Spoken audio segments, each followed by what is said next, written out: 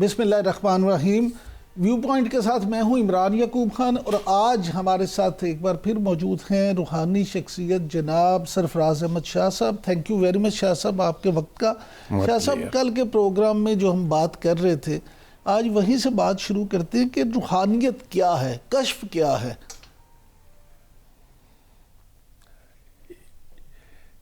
میں at a lighter note ایک بات عرض کیا کرتا ہوں، یہ ٹرم روحانیت بڑی مظلوم ٹرم ہے۔ اس کو جتنی یہ زیادہ مس انڈرسٹوڈ ہے، اتنا اور کوئی شاید ورڈ دوسرا اتنا مس انڈرسٹوڈ نہ ہو۔ ہم نے کتابیں پڑھ پڑھ کے، قصے کہانیاں پڑھ پڑھ کے روحانیت کو نہ جانے کیا سے کیا بنا دیا۔ اصل میں یہ علم جو ہے وہ تو ہے کہ رب کے سامنے 100% جو آدمی سرنڈر کر جاتا ہے، اور اس کی جو پھر روحانی اور جسمانی کیفیات ہوتی ہیں، اس کو روحانیت کا نام دے دیا۔ اصل حقیقت یہ ہے، ہم نے اس کو ایک علیحدہ سے ڈسپلن بنا کے رکھ دیا کہ صاحب روحانیت میں یہ چلے کاٹو، یہ کرو، یہ کرو۔ ایسا ہے نہیں۔ آپ دیکھیے کہ صحابہ کرام میں کتنے صحابہ تھے جنہوں نے چلے کاٹے ہوں، مجاہدے کیے ہوں، دنیا چھوڑ کے چلے گئے ہوں۔ اسلام کے اندر تو ترک دنیا کی ویسے ہی اجازت نہیں ہے، کیونکہ جو کچھ میں سمجھتا ہوں میں بھی رانگ، وہ یہ ہے کہ بات صرف وہی درست ہے جو قرآن سے ثابت ہو جائے، حدیث سے ثابت ہو جائے، سنت سے ثابت ہو جائے، یا صحابہ کرام سے ثابت ہو جائے۔ بات وہی درست ہے۔ جو آپ پر ذمہ داریاں ہیں کہ اپنے خاندان کی کفالت، ماں باپ کی خدمت اور ان کی فرما برداری، اسی طرح اور دوسری جو فرض ہیں، اس کے لیے ہم آنسریبل ہو جائیں گے کہ ہم نے وہ فرض پورے کیوں نہیں کیے۔ تو جب ہم دنیا سے کٹ کے چلے جاتے ہیں تو یہ سب ذمہ داریاں ہماری باقی رہ جاتی ہیں، اس کی جواب دہی کون کرے گا؟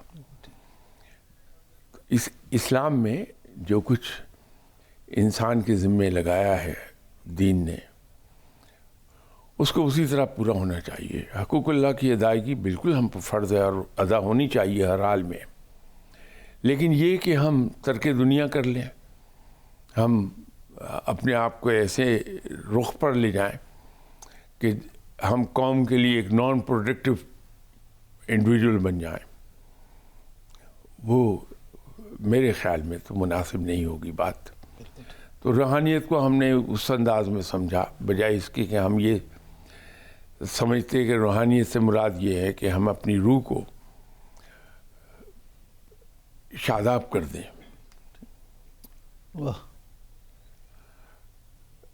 ہم نے اپنے ظاہری حلیے پر زور دینا شروع کر دیا۔ تو روح کو شاداب کیجیے اللہ کی عبادت سے، اللہ کی سامنے سبمٹ کر کے، 100% سبمیشن ٹو اللہ۔ وہ ہماری روح کو پالے گی، پرورش کرے گی اس سے۔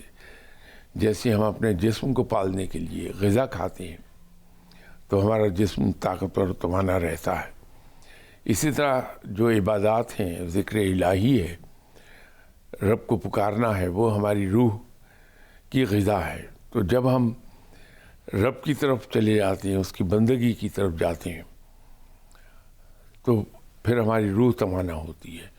وہ جو پروسیس ہے روح کے توانا ہونے کا، وہ روحانیت ہے، لیکن ہم نے اس کو بالکل اس کے برعکس کر دیا۔ جب ہم رب کی طرف رجوع کر جاتے ہیں اور 100% سبمیشن میں جاتے ہیں، ٹوٹل سرنڈر میں چلے جاتے ہیں، تو بہت سے انعامات، جب رب راضی ہوتا ہے تو ہم پہ انعامات کی بارش ہوتی ہے، اس کی رحمت ہوتی ہے۔ کچھ صاحبان کو پروردگار کشف عطا کر دیتا ہے. وہ بائی پروڈکٹ ہے ان اے وے. وہ مقصد نہیں ہے عبادت کا. عبادت کا مقصد تو یہ ہے کہ ہم رب کی بندگی کر لیں. تو یہ کشف و کرامات اسی لیے جتنے بزرگ گزرے ہیں ان کی اپنی لکھی ہوئی اوریجنل کتابیں اگر آپ کے ہاتھ آ جائیں تو بڑی حیرت ہوتی دیکھ کے کہ انہوں نے کشف و کرامات کا کوئی ذکر نہیں کیا. وہ رب کی بندگی کی بات کرتے ہیں ہر طریقے سے, اور ان کی اپنی زندگی بھی ساری کی ساری اللہ کی بندگی میں اور اس کے بندوں کی خدمت میں گزر گئی ہے. لیکن جو ہم عقیدت مند ہیں ان بزرگوں کے, ہم نے جو کتابیں لکھی اس میں سوائے کشف و کرامات کے کسی چیز کا ذکر نہیں ملے گا آپ کو. دعا کو قبول کرنا یا نہ کرنا یہ رب تعالیٰ کا سول پریروگیٹو ہے. اس پریروگیٹو میں دخل نہیں دیا جا سکتا. وہ مالک ہے اپنی مرضی کا. جس دعا کو چاہے وہ قبول فرمائے, جس دعا کو چاہے وہ قبول نہ کرے. تو وہ سنے گا, ضرور سنے گا. شاہ صاحب بندگی کیا ہے؟ یہ لفظ تو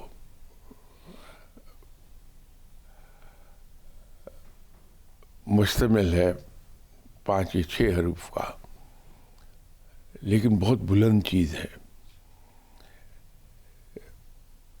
بندگی یہ ہے کہ جب ہم اپنے خواہشات کو, اپنے ارادوں کو, اپنے زندگی کو رب کے احکامات کے ماتحت کر دیں کلیتاً, وہ بندگی ہوتی ہے. جو انسان رب کا بندہ ہو گیا وہ تو بڑے اعلیٰ مقام پر جا پہنچا اور وہ زمانے کی تمام تفکرات سے آزاد ہو گیا پھر رب کا بندہ بن جانے سے. اس لیے کہ اس کا یقین اتنا پختہ ہو جاتا اپنے رب پہ اور اس کی رحمت پہ کہ اس کو صرف ایک خیال جو ہے اس کا بدترین صورتحال میں بھی ہنستا رکھتا ہے کہ میرا رب موجود ہے, وہ مجھے لک آفٹر کرے گا. بندگی تو بہت بلند پایا چیز ہے کہ اپنے آپ کو ٹوٹلی اللہ کے سپرد کر دینا, اور آپ کی اپنی کوئی خواہش ہی نہیں ہے, اپنا ارادہ نہیں ہے, کوئی اپنا پلان نہیں ہے, سب رب کے ماتحت ہیں. اس کے ارادوں پر چھوڑ دیا سب کچھ.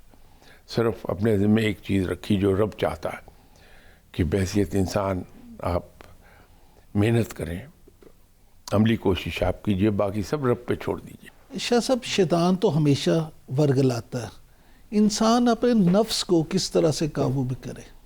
بہت آسان طریقہ ہے اس کا. جہاں آپ نفس کو ذرا بھی ڈھیل دیں گے یہ سوار ہو جائے گا آپ پر. ہر بات میں اس کی مخالفت کر دیجئے, ہر چیز میں نفس کی مخالفت کر دیں تو کچھ عرصے کے بعد پھر یہ ٹیم ہو جاتا ہے, پھر آپ کے اشاروں پہ چلنے لگتا ہے. توکل کیا ہے؟ توکل کی ڈیفینیشنز بہت لوگوں نے, بہت جو اصحاب علم تھے انہوں نے اس کی ڈیفینیشن مختلف انداز میں کی ہے. سبھی درست ہیں. میرے خیال میں توکل کی سب سے مختصر ترین جو ڈیفینیشن ہو سکتی ہے تو اس کو ہم اس طرح ڈیفائن کر سکتے ہیں کہ جب انسان رب کی تقسیم پر مطمئن ہو جائے وہ توکل ہے. شاہ صاحب آپ نے بات کی کہ مرشد جو ہے وہ آپ کو بھٹکنے نہیں دیتا. یہ فرمائیے گا کہ آپ کے جو پیر و مرشد حضرت یعقوب علی شاہ صاحب تھے ان کے بارے میں ہمیں کچھ بتائیں. وہ ان کے ساتھ آپ کی ملاقات کیسے ہوئی؟ وہ ایک میرے کولیگ تھے، اللہ تعالیٰ غریق رحمت فرمائے، دنیا سے چلے گئے. انہوں نے ایک دن مجھے فرمایا کہ تمہیں اولیاء کرام سے ملنے کا بڑا شوق ہے، بالآخر ایک ولی اللہ مجھے مل گئے ہیں، تو چلو گے؟ تو میں نے کہا ضرور چلوں گا، کہ چلیے مجھے اجازت لے لینے دیں. نیکسٹ ڈے وہ آئے اور فرمانے لگے کہ اجازت مل گئی، آپ چلیں. تو یوں میں ان کے پاس چلا گیا. اب وہاں گیا تو انہیں میں نے کافی ڈفرینٹ پایا دوسروں سے. ایک مزے کی بات یہ تھی کہ ان کی گفتگو ایک نارمل دنیا دار آدمی کی گفتگو تھی، نصیحتیں نہیں تھیں، تلقین نہیں تھی کسی بات کی، پوچھ گچھ نہیں تھی. وہ ایک لگتا تھا میں ایک دنیا دار آدمی سے ہی ڈیل کر رہا ہوں. پھر ایک اور جو بڑی خوبصورت بات تھی وہ یہ تھی کہ ان کے یہاں دعویٰ نہیں تھا کوئی. انہوں نے کبھی اپنی ذات کے بارے میں ذکر نہیں کیا کہ میں ولی اللہ ہوں، میں اس مقام پر ہوں، قطعی طور پر نہیں. بلکہ لیٹر آن جو اندازہ ہوا،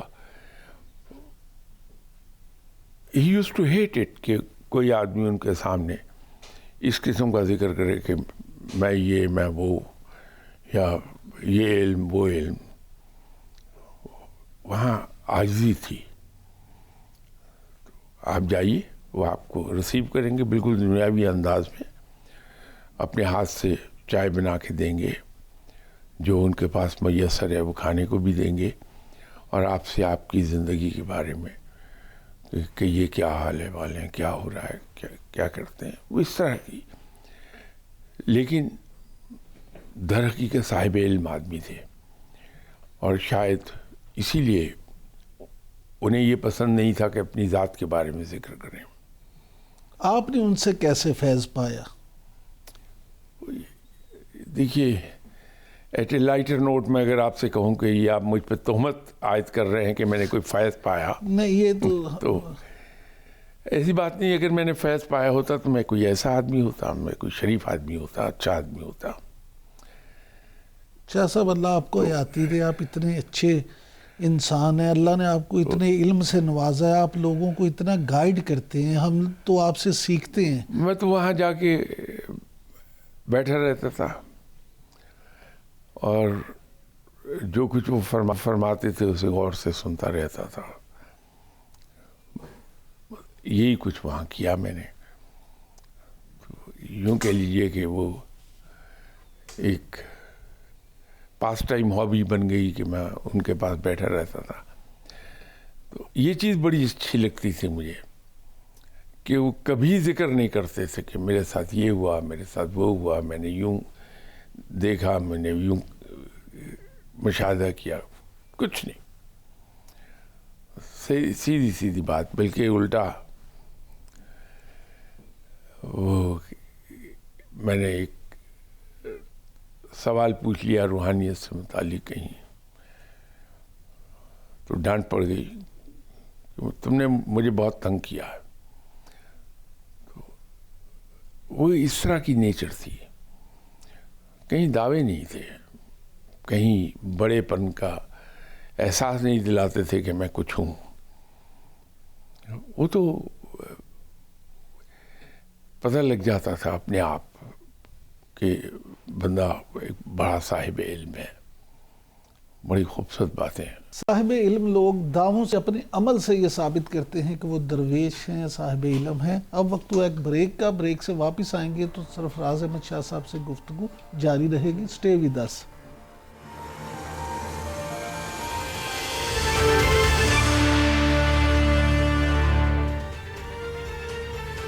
ویلکم بیک. شاہ صاحب، یہ فرمائیے گا کہ سکھ اور سکون کیا ایک ہی چیزیں ہیں کہ دو مختلف چیزیں، اور یہ کس طرح سے حاصل کیا جا سکتا ہے؟ سکھ کا تعلق انسان کے دنیاوی معاملات سے ہے، اس کے جسم سے ہے. سکون کلیتاً روحانی چیز ہے. سکون ایک ہی حالت میں آدمی کو حاصل ہوتا ہے جب وہ اللہ کی بتائی ہوئی راہ پر چلتا ہے تو اس کے اندر سکون بھرا ہوتا ہے، اور سکھ جو ہے وہ کلیتاً جسم سے اس کا تعلق ہے۔ شاہ صاحب، اللہ کے ولی کی پہچان کیا ہے؟ اگر آپ ایسے آدمی کے پاس بیٹھتے ہیں کثرت سے تو وہاں دیکھتے ہیں کہ اس کے یہاں خلاف سنت کوئی کام نہیں ہوتا، تو میرے خیال میں سب سے بڑی ولایت یہی ہے کہ انسان کے جو معاملات زندگی ہیں وہ سنت کے تابع ہو جائیں۔ تو وہاں یہی دیکھیے، ویسے تو عرف عام میں یہ ہوتا ہے کہ سب یہ صاحب دعا ہے، یہ ولی اللہ ہے، صاحب کرامت ہے، ولی اللہ ہے، صاحب کشف ہے، اس لیے یہ ولی اللہ ہے۔ میرے خیال میں سب سے بہتر جو کسوٹی ہے پرکھنے کی وہ یہی ہے کہ اس کے یہاں خلاف سنت کام تو نہیں ہوتے۔ شاہ صاحب، ایک ہمارے ہاں یہ بڑا دیکھنے میں آتا ہے کہ لوگ اپنی اولاد کے رویوں کی وجہ سے کافی شاکی نظر آتے ہیں، لیکن کیا آپ نہیں سمجھتے کہ اصل میں ان کی جو تربیت ہے اس میں کہیں کوئی فقدان رہ جاتا ہے، کوئی کمی رہ جاتی ہے؟ تو موجودہ حالات میں اپنے بچوں کی لوگ تربیت کیسے کریں کہ جس سے بچے جو ہیں ان کے فرما بردار ہوں؟ جس طرح فصل کے بارے میں ہم یہ کہتے ہیں کہ جو بوئیں گے وہی ہم کاٹیں گے، تو بچوں کے معاملے میں 90% ہماری اپنی تربیت کو دخل ہوتا ہے کہ جیسی ہماری تربیت تھی ویسے ان کے رویے ہوتے ہیں زندگی کے۔ ہم غلطی اور کوتاہی اصل میں اس وقت کر رہے ہوتے ہیں جب بچہ نوزائیدہ ہے۔ ہم غلط سمجھتے ہیں کہ بچہ ابھی 2 دن کا ہے، اسے کیا پتا، وہ آبزرو کر رہا ہے اور رجسٹر ہو رہی ہیں چیزیں، اور وہ جو چیزیں رجسٹر کر رہا ہے وہ در حقیقت اس کی پرسنالٹی کی بنیادیں پڑ رہی ہیں وہاں۔ تو بائی دا ٹائم وہ 4-5 سال کا ہوتا ہے اس کی پرسنالٹی کی بنیادیں مکمل ہو چکی ہوتی ہیں، اس کے بعد پھر اس پہ پرسنالٹی کی بلڈنگ کھڑی ہو رہی ہوتی ہے۔ تو یہ جو ہماری کوتاہیاں ہیں وہی بعد میں ظاہر ہوتی ہیں بچوں کے رویے سے۔ تو ہمیں کیئرفل رہنا چاہیے۔ اللہ تعالیٰ نے جو بچہ ہمیں عطا فرمایا ہے، اولاد عطا فرمائی ہے، وہ تو ایک کلین سلیٹ ہے ہمارے پاس، کورے کاغذ کی طرح ہے۔ یہ ہمارا اختیار ہے کہ ہم اس پر اچھے الفاظ لکھ دیں یا برے الفاظ لکھ دیں۔ تو بچے کا تو اس میں کوئی قصور نہیں ہے کہ وہ کیا بن گیا۔ ہاں، کچھ جو ایکسٹرنل انفلوئنسز ہیں وہ اپنا رول پلے کرتے ہیں، لیکن اگر ماں باپ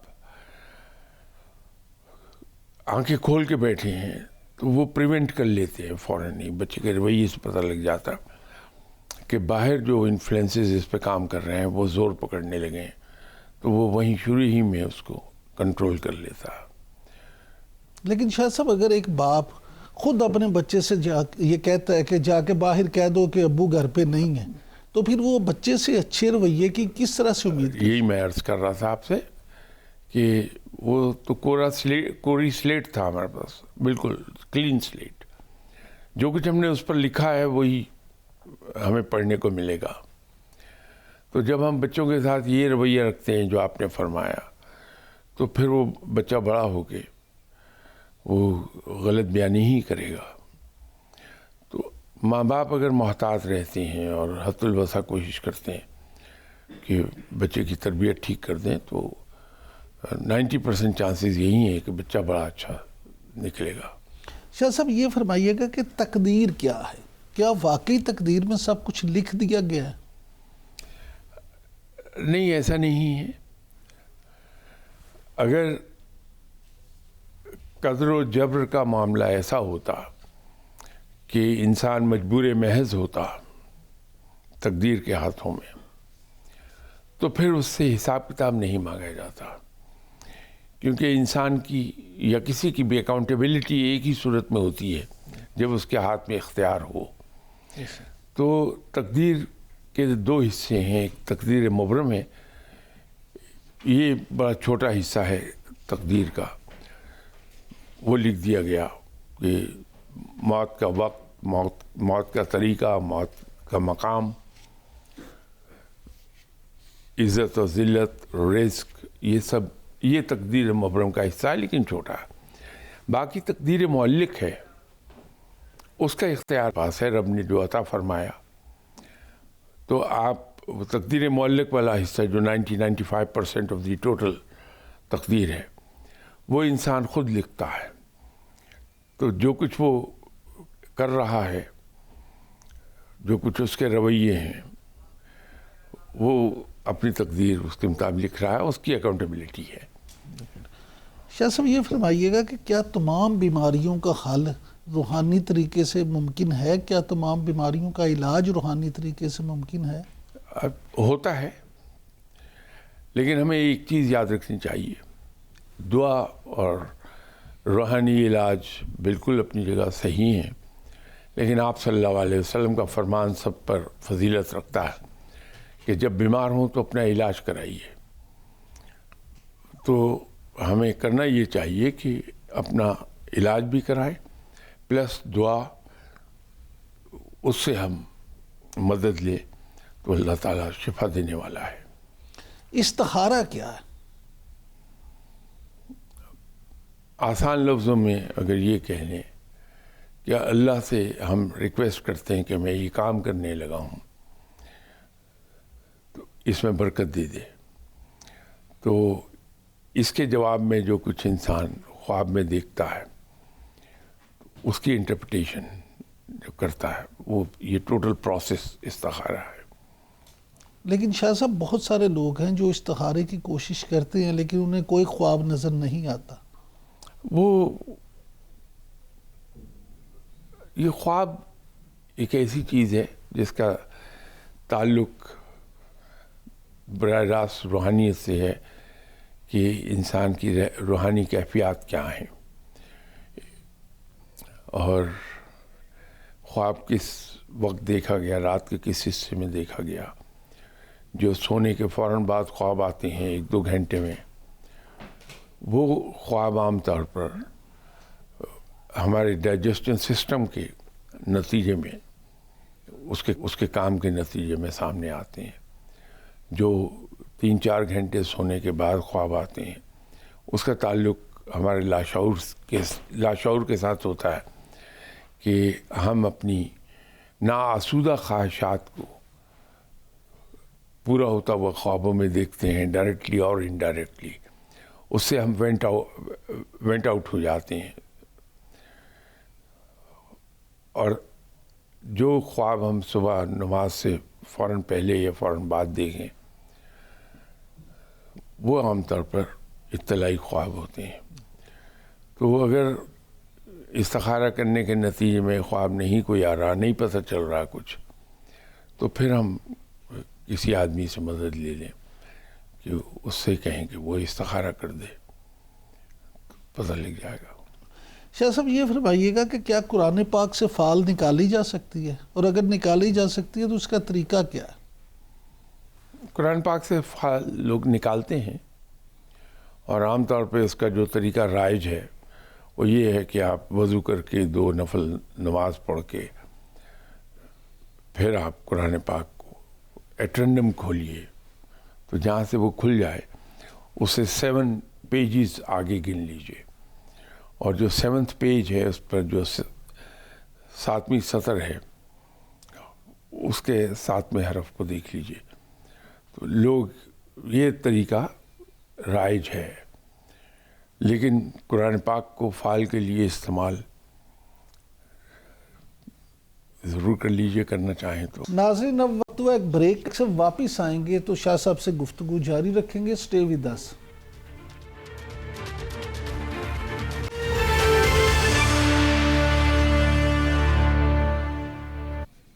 ویلکم بیک. شاہ صاحب یہ فرمائیے گا کہ مرشد، قلندر اور پیر، ان تینوں میں فرق کیا ہوتا ہے؟ مرشد تو جیسے میں نے عرض کیا کہ استاد، گائیڈ، مینٹور اس کا نام ہے.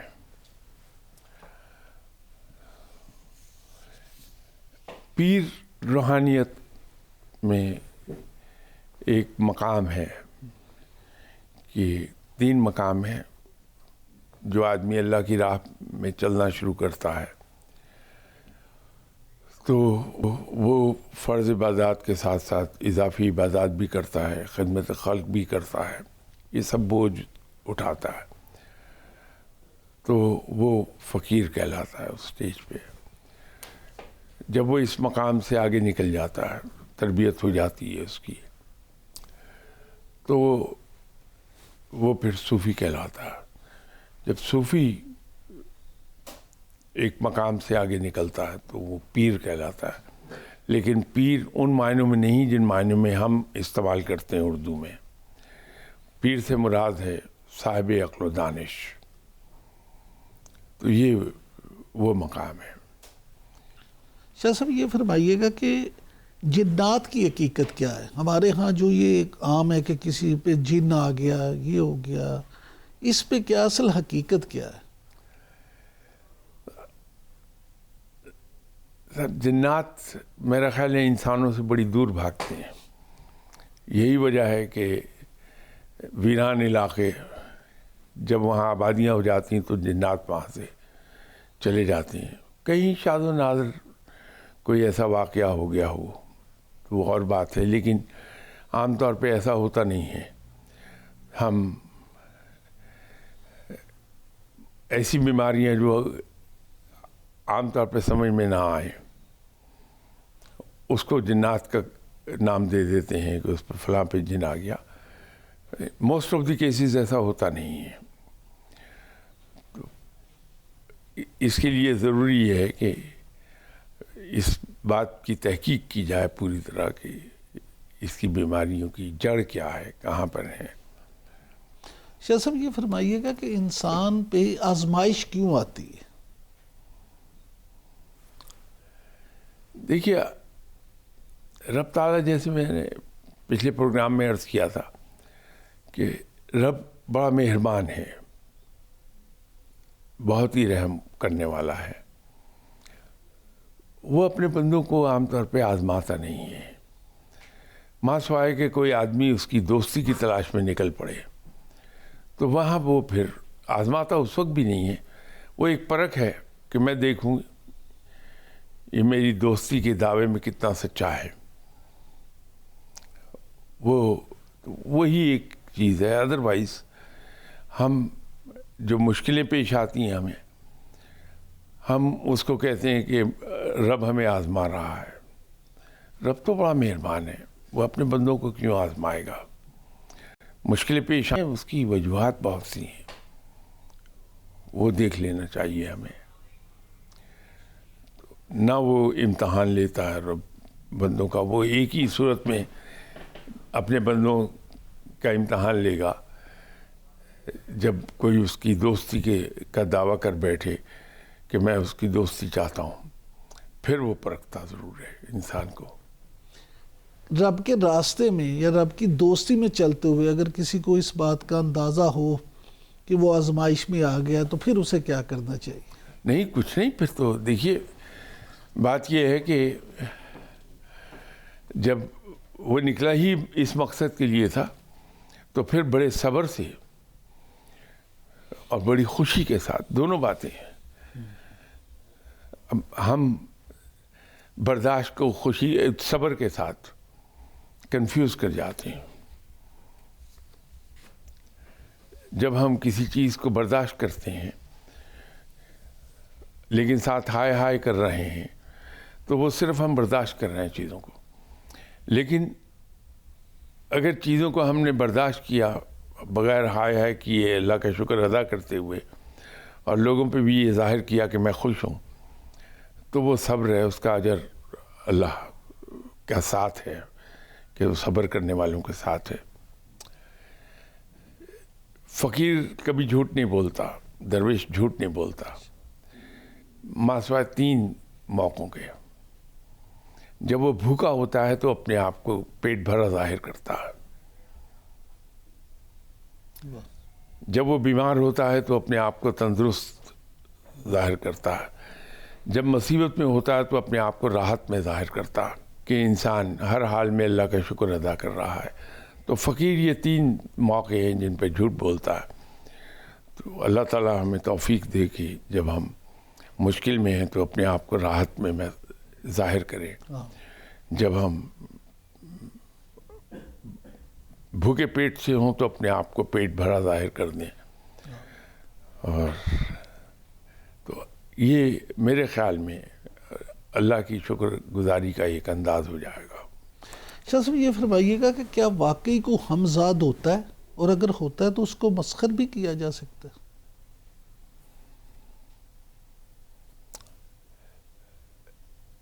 एक जिस्म हमारा है जो दुनिया में है, तो रूहानियत में कहा जाता है कि एक जिस्म मिसाली है जो ऊपर है। तो जब हम सही राह पे चलते हैं, अल्लाह को पुकारते हैं, नेकी की राह पकड़ते हैं, तो जिस्म मिसाली हमारा सेहतयाब होता है, तंदुरुस्त होता है, तवाना होता है। और जब हम इसके बरक्स अमल कर रहे होते हैं तो वो कमज़ोर होने लगता, नाहीफ होने लगता है। अब इसको कुछ लोग हमजाद कह देते हैं। फिर इंसान के अपने अंदर अल्लाह ताला ने उसके जहन में बेतहाशा क़ुव्वतें रखी हैं जिसका हमें अंदाज़ा नहीं होता कि कितनी क़ुव्वतें हैं हमारे दिमाग में। जब इंसान उन क़ुव्वतों को जिसको आम आदमी इस्तेमाल नहीं करता उनसे काम लेने लगता है तो लोग कहते हैं हमजाद से। अब इसकी एक बहुत बड़ी आपको एग्जांपल मैं कोट कर देता हूँ कि उसको साइंस में तो हम ये कहते हैं कि इंसान के अंदर एक बायोलॉजिकल अलार्म फिट है, बायोलॉजिकल क्लॉक। अगर आप सोने से पहले अपना नाम लेके अपने आप को ख़ुद कह दें कि इमरान याकूब मुझे सुबह 4 बजे जगा देना, तो एग्जैक्ट 5 to 4 आपकी आँख खुल जाएगी। अब इसको आप हमजाद कह लीजिए कि मैंने अपने हमजाद से कहा था कि जगा दें। वो दरअसल ये आपकी जहन के अंदर जो क़ुव्वतें हैं हम उनसे काम ले रहे हैं। तो in most of the cases तो यही है जिसको हम हमजाद का नाम दे देते हैं। आप एक बहुत गर्म चीज़ को हाथ लगा रहे हैं, आप अपने आप को ये बात कहते हैं कि नहीं ये गर्म नहीं है, ठीक है। अब देखिए उसके आपकी उंगलियां जल रही होंगी लेकिन आपको वो दर्द महसूस नहीं होता, बस वो आपकी ज़हनी क़ुव्वत है जो काम कर रही है। अब इसको आप हमजाद कह दीजिए। ये मैंने आपको रूहानियत के एंगल से भी और दुनियावी एंगल से भी बात एक्सप्लेन। सर ये फरमाइएगा कि इमाम मेहदी के ज़हूर का ज़माना कौन सा है, क्या वो वक्त करीब है? निशानियाँ तो बयान की गई हैं, उनमें से बहुत सी निशानियाँ पूरी हो गई, लेकिन रब का टाइम स्केल क्या है, उसकी हमारे ज़मीनी टाइम स्केल से रेशो क्या बनती है किसी को नहीं पता है, ये किसी के इल्म में नहीं है। तो हम यही कह सकते हैं कि चूँकि निशानियाँ एक एक करके पूरी चली जा रही हैं तो ज़माना ज़्यादा दूर नहीं होना चाहिए। लेकिन अब ये कि ज़्यादा दूर या कम दूर वो कितना होगा वो किसी को अंदाज़ा नहीं है। तो इसलिए तो को यही रखनी चाहिए कि वो ज़माना करीब आ रहा है जिसमें हज़रत इमाम मेहदी ज़हूर में आएंगे। शाह साहब ये फरमाइएगा कि हम हमेशा मगरिब की तकलीद करते नज़र आते हैं, लेकिन जो उनकी अच्छी आदत है, मिसाल के तौर पे वो सुबह जल्दी उठते हैं, जल्दी सोते हैं, काम पे जल्दी जाते हैं, इस तरह की आदतें हम नहीं अपनाते, तो क्या आप समझते हैं कि वो लाइफस्टाइल अपना के तो हम अपनी चीज़ों को, अपने मामूलात को बेहतर कर सकते हैं? इमरान साहब शायद थोड़ा सा मैं इसको किसी और तरीके से ले लूँ चीज़ को। ये ज़माने का दस्तूर है کہ جو فرد یا جو قوم صاحب علم ہوتی ہے تو دوسری قومیں اس سے انفلوئنس ڈرا کرتی ہیں. آج سے آپ 800 سال 900 سال پہلے پیچھے چلے جائیے, یہی مغرب تھا جو ہم سے لائٹ لے رہا تھا, روشنی لے رہا تھا, اس لیے کہ ہم اس وقت ٹاپ پر تھے. ہمارے یہاں علم و فضل, ہمارے یہاں ریسرچ اینڈ ڈیولپمنٹ, ہمارے یہاں مورل ویلیوز کمال کی تھیں اس وقت. تو ساری دنیا ہم سے روشنی لیتی تھی. ہم لوگ وہ راہ چھوڑ کر آگے دوسری قومیں عروج کو چلی گئیں. اب ہم ان سے روشنی لیتے ہیں. تو یہ تو ایک فطری امر ہے, اس میں سے ہر قوم گزرتی رہتی ہے. کل کو ہو سکتا ہے اللہ تعالیٰ رحمت فرمائے, پھر ہمارا وقت آ جائے اور ہم علم کی دنیا میں بہت اوپر چلے جائیں, تو یہی لوگ ہم سے روشنی لے رہے ہوں گے. لیکن ایک بات کی, دشمن کی بھی تعریف کر دینی چاہیے اگر اس کے پاس کوئی اچھی چیز ہے. انہوں نے اگر وہ تمام اصول جو ہمارے لیے وضع ہوئے تھے, ہم نے ان پر عمل چھوڑ دیا, لیکن انہوں نے اس کو اپنا لیا ہے. آپ یہ دیکھیے ماسوائے اس کے کہ وہ کلمہ نہیں پڑھتے, قرآن پر ایمان نہیں رکھتے, آپ صلی اللہ علیہ وسلم کو نبی آخر الزمان نہیں مانتے. باقی جو آپ صلی اللہ علیہ وسلم کے ذریعے سے تعلیمات ہم تک آئیں, ان میں موسٹ آف دوز, اسپیشلی جو معاملات ہیں دوسروں کے ساتھ, اس میں وہ ان اصولوں کو آہستہ آہستہ اپنا گئے. حقوق العباد, جی بالکل. تو اس میں انہوں نے اپنا لیا, تو اس کا فائدے ان کو دنیا میں ضرور ملیں گے, وہ مل رہے ہیں. تو انہیں بجائے گرج کرنے کے ہمیں تسلیم کر لینا چاہیے کہ جو راہ ہمیں بتائی گئی تھی کہ اس راہ پہ چل کے تم فائدے میں رہو گے, ہم شروع کے 600-700 سال اس پر گامزن بھی رہے اور ہم نے عروج حاصل کیا. دوسری قوموں کے لیے ہم باعث تقلید ہوئے. جب اس کو چھوڑا, دوسروں نے اپنا لیا, وہ فائدہ لے رہے ہیں اس سے. آج ہم واپس چلے جائیں ادھر کو, کچھ نہ کیجیے, صرف ایک کام کر لیجیے کہ من حاصل قوم ہم گواہی سچی دینے لگیں. جب میں گواہی کہتا ہوں تو میری مراد یہ نہیں ہے کہ کورٹ میں جا کے جو ہم کہتے ہیں. گواہی یہ ہے کہ میں اپنے دشمن کے بارے میں بھی پوری سچائی سے یہ بات کروں کہ ٹھیک ہے وہ میرا دشمن ہے, لیکن اس میں یہ خوبی ہے. یا اگر اس کے بارے میں کوئی ایسی بات کہہ رہا ہے جو اس میں موجود نہیں, باوجود اس کے کہ وہ میرا دشمن ہے, میں فوراً کہہ دوں کہ دیکھیے دشمنی اپنی جگہ, لیکن یہ جو آپ اس پہ الزام لگا رہے ہیں وہ درست نہیں ہے, وہ ایسا نہیں کرتا. یہ گواہی کا معیار ہے کہ ہم ہمیشہ حق بات کر لیں, چاہے اس کا نقصان خود ہماری ذات کو ہو رہا ہو. تو ایک یہی کام ہم کر لیں تو ہماری حالت ہی بالکل بدل جائے گی. بہت شکریہ شاہ صاحب. ناظرین, آپ سرفراز احمد شاہ صاحب کی گفتگو سنی. ان کا کہنا ہے کہ اللہ اور اس کے رسول کے بتائے ہوئے اصول اور راستہ اپنا کر ہم دوبارہ ترقی کی طرف نہ صرف گامزن ہو سکتے ہیں بلکہ دوسروں کو بھی اپنے پیچھے چلنے پہ مجبور کر سکتے ہیں. آج کے لیے اتنا ہی, آپ سے پھر ملاقات ہوگی, تب تک کے لیے اجازت دیجیے. اللہ نگہبان.